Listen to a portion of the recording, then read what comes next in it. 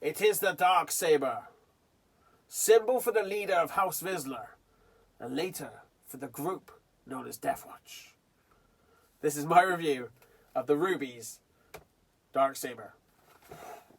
Why, you stuck up, half-witted, scruffy-looking Nerf Hoarder!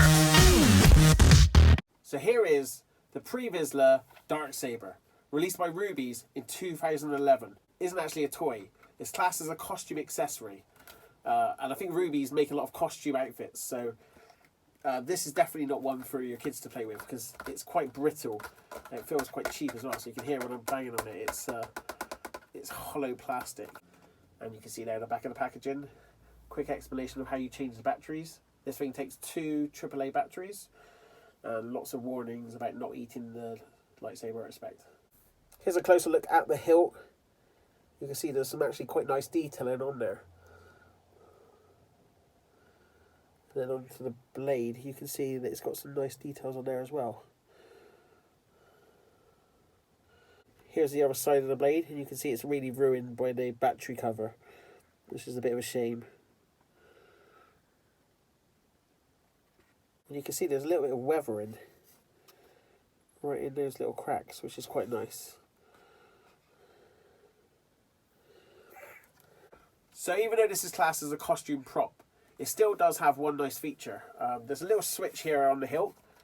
Click that up, you can see that lights up 4 LED lights inside the blade.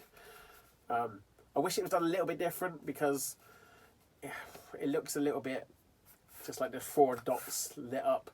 It would have been nice if this was all black and just the light came out of the sides. But overall, it's not a bad effort. Here's a couple of comparison pictures between this Darksaber and what we saw in the Clone Wars, and then what we saw later in Rebels and then the Mandalorian. And overall, the detail on the hilt is actually really good. The size of the hilt is particularly good. As an adult, it seems to fit in my hand quite nicely. There's not a lot of Darksaber toys or props out there, so this is one of the few that I know of. So if you're into the Darksaber, it's definitely worth picking up. Now, in comparison to size, this is the Darksaber for Rubies. And this is the Disney Store Darth Vader lightsaber. And you can see they're pretty much the same size. Comparison between the Darksaber and the Luke Skywalker 2010 lightsaber. So my final thoughts on the Rubies Darksaber. Overall, really positive. I love the hilt. The blade's not quite as good, but it still looks nice. And as a costume prop, it's really good. The size of it feels really nice. The only thing is, if you're going to have a toy fight with this, it will probably break within minutes because this is so flimsy. I'm going to be putting mine up on the wall, so for that, it looks quite nice, and the detail on it is quite good, and you won't feel how cheap it is once it's stuck to my wall. This is one of the only Darksaber products that exists at the moment, but I imagine that will change after the end of Season 1 of Mandalorian.